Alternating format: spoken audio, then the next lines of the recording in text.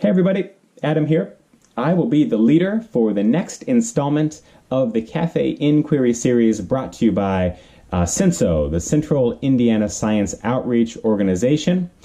We are going to be at Deviate Brewing in Zionsville on 96th Street.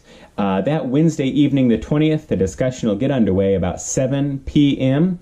Cafe Inquiry is all about getting people together in informal settings so that we can just sort of kick back and kick around big ideas to learn about science, to promote science education and science communication in and around the communities. What a terrific mission. I'm so happy to be a part of it.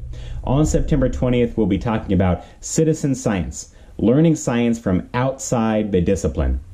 So I am a philosopher by trade. I received undergraduate and graduate degrees in philosophy from the IU School of Liberal Arts at IUPUI. I did all of my grad work focusing on the philosophy of science. I was a co-founding member of a philosophy and physics working group, which included faculty members and grad students from both the physics department and the philosophy department at IUPUI. And I continued that academic research after I completed coursework. So continued to present at conferences until 15 months ago when my family was rocked by just a devastating medical diagnosis. I have glioblastoma. This is an aggressive and incurable brain cancer.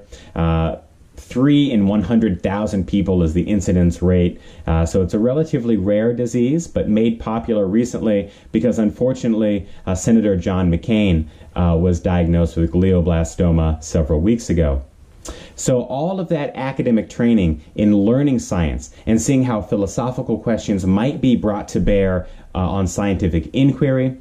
This is how I coped with receiving that devastating diagnosis, and this is what has been my priority for these past 15 months. I've been blogging at glioblastology.com, so there's a little plug for my blog, and I've been talking about the intersection of the illness experience, understanding science and science communication, and how our understanding of these diseases, epidemiology and pathology, how this then directly leads to the treatment strategies and the therapies that are developed to treat these diseases.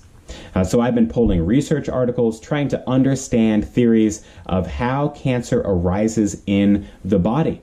So maybe a coping mechanism, maybe a way for me to use my strengths to help a community. But my focus for these past several months has been to learn science and then to use that to communicate with other folks.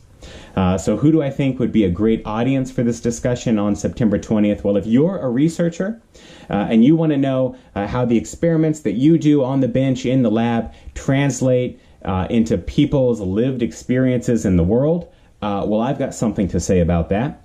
If you run a lab or you're a science educator and you've been thinking about, well, how do I improve my science communication tactics?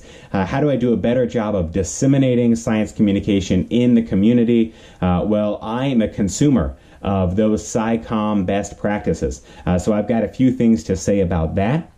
Maybe your background is in humanities or the liberal arts, and you wonder, is there an intersection between STEM careers and the liberal arts? Well, that's been my experience, and that has really helped me along my brain cancer journey these past 15 months.